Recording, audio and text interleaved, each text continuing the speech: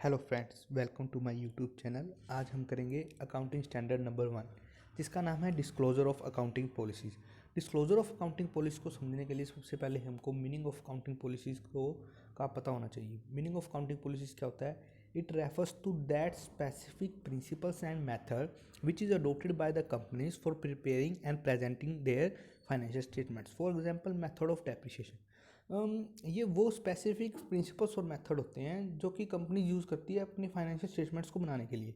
जैसे कि method of depreciation. Method of depreciation कई तरह के होते हैं, जैसे कि straight line method, return down value method. अब यूँ नहीं है कि कंपनी इस साल तो स्ट्रेट लाइन मेथड यूज़ कर रही है, अगले साल रिटर्न डाउन वैल्यू मेथड, या फिर फर्नीचर पे हमने स्ट्रेट लाइन मेथड यूज़ कर दिया, बिल्डिंग पे रिटर्न डाउन वैल्यू मेथड। और ऐसा भी नहीं है कि एक ही असर पे दोनों लगा दिए, नहीं।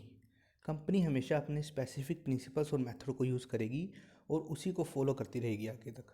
उसके बाद आता है consideration in selection of accounting policies. इसका मतलब है कि हमें अकाउंटिंग पॉलिसीज़ को सिलेक्ट करते वक्त किन किन बातों का ध्यान रखना चाहिए।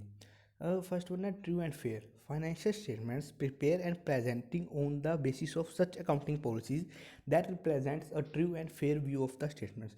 मतलब कि हमको वही पॉलिसी चूज़ करनी चाहिए जिससे कि हमारी फाइनेंशियल स्टेटमेंट्स का हमारे सामने एक ट्रू एंड फेयर व्यू आ जाए। हमें इस बात का हमेशा ध्यान रखना है कि हमारी जो स्टेटमेंट्स है वो हमेशा ट्रू एंड फेयर होनी चाहिए। इसको हम प्राइमरी कंसिडरेशन भी कहते हैं। अगर बाकी के कंसिडरेशन हमारे फुलफिल होते हैं तो ये भी अपने आप फुलफिल हो जाएगा। सेकंड वन है प्रूडेंस। प्रूडेंस में हम क्या कहते हैं? Profits are not anticipated but recognise only when earn. However provision is made for all known liabilities and losses. इसका मतलब ये है कि जो हमारे एंटिसिपेटेड प्रॉफिट्स हैं, मतलब कि जो फ्यूचर में होने वाले प्रॉफिट्स हैं लेकिन अभी हुए नहीं हैं, उनको हम अपने अकाउंट्स में रिकॉर्ड नहीं करते। लेकिन लायबिलिटीज़ या फिर जो लॉसेज है वो जो फ्यूचर में होने वाले हैं उनके लिए हम प्रोविज़न बना सकते हैं और वो बनने चाहिए। ये मतलब अकाउंटिंग पॉलिसीज़ का सेकंड पॉइंट है। उसके बाद है substance over form. Substance over form का मतलब ये है कि हम अपनी बुक्स को सब्सटेंस के हिसाब से रिकॉर्ड करते हैं, फॉर्म के हिसाब से रिकॉर्ड नहीं करते। मतलब कि जैसे मान लो एग्जाम्पल के लिए आप अपने फ्रेंड से कोई बाइक मांगते हो, तो वो आपके हाथ में बाइक तो उठा के नहीं दे देता ना, चाबी देता हाथ में। चाबी क्या है यहाँ पर? फॉर्म, की इज़ अ फॉर्म। तो हम अपनी बुक्स में की नहीं शो करेंगे, बाइक शो करेंगे। मतलब ये समझाने के लिए मैंने आपको बताया। मतलब बुक्स में हमेशा एंट्री सब्सटेंस के बेस पर होती है। Okay. And other one is materiality. Materiality में क्या है कि हमें अपनी फाइनेंशियल स्टेटमेंट्स में ऑल मटेरियल आइटम्स को डिस्क्लोज करना है, जिसकी नॉलेज से हो सकता है फाइनेंशियल स्टेटमेंट के यूज़र के डिसीजन पर थोड़ा भी कोई भी प्रभाव पड़े, वो हमें डिस्क्लोज करना है। वो मटेरियल इन्फॉर्मेशन होती है। इन अकाउंटिंग पॉलिसी को सिलेक्ट करते वक्त हमें इन बातों का बेहद ध्यान रखना है। उसके बाद है डिस्क्लोजर। अकाउंटिंग स्टेटमेंट्स में किन बातों की डिस्क्लोजर्स करनी है?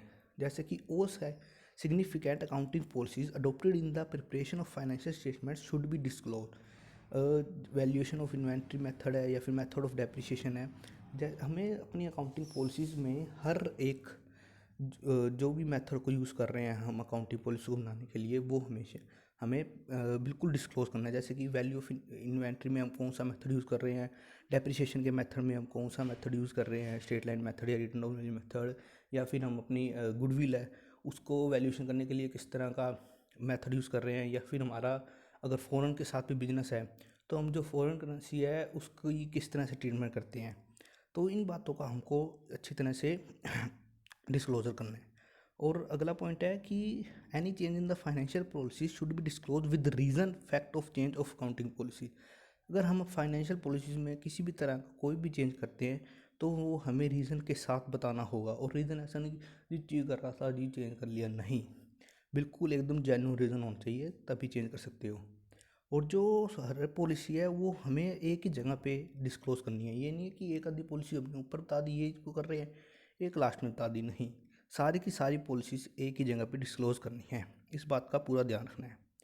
नेक्स्ट वन है अजम्पशंस। ये स्टैंडर्ड किस तरह के अजम्पशंस रखता है? जैसे going concern, it is assumed that the organisation has neither the intention nor the necessity of shutting down it will be continuing operation for the foreseeable future. मतलब यही है कि कंपनी अपने ऑपरेशंस को फ्यूचर में कंटिन्यू रखेगी, अपने business को बंद नहीं करेगी और सालों साल चलती रहेगी। ये गोइंग कंसर्न कहता है। उसके बाद consistency. It is assumed that the accounting policies are consistently followed from one period to another. No frequent changes are expected. मतलब कि यही है कि जो भी हमने पॉलिसी चूज़ करी है वो हम कई सालों तक फॉलो करेंगे। ये नहीं है कि हम बार बार चेंज करते रहेंगे, भाई इस साल ये लगा दी अगले साल फिर से चेंज कर ली, नहीं, कंसिस्टेंसी होनी चाहिए। उसके बाद है एक्रूअल। एक्रूअल में क्या है कि revenue are and cost are recorded when they are earn और incur in the period to which they relate. मतलब कि ये है कि हम अपने रिवेन्यू और कॉस्ट को तब भी रिकॉर्ड करेंगे जब हमने एक्चुअल में उनको अर्न किया या फिर इंकर किया है। वो तब नहीं करेंगे जब हमको मिले हैं। जैसे कि मान लो कोई सैलरी है, सैलरी किसी एम्प्लॉय की इस महीने की थी लेकिन हम उसको अगले महीने दे रहे हैं, तो वो खर्चा हम इसी महीने में डालेंगे क्योंकि वो इस महीने से रिलेटेड थी। अगले महीने में हम पे कर रहे हैं फिर भी कोई बात नहीं, हम इसी महीने में उसकी एंट्री करेंगे। ये एक्रूअल कंसेप्ट आता है। इस स्टैंडर्ड में इतना ही। Thank you so much.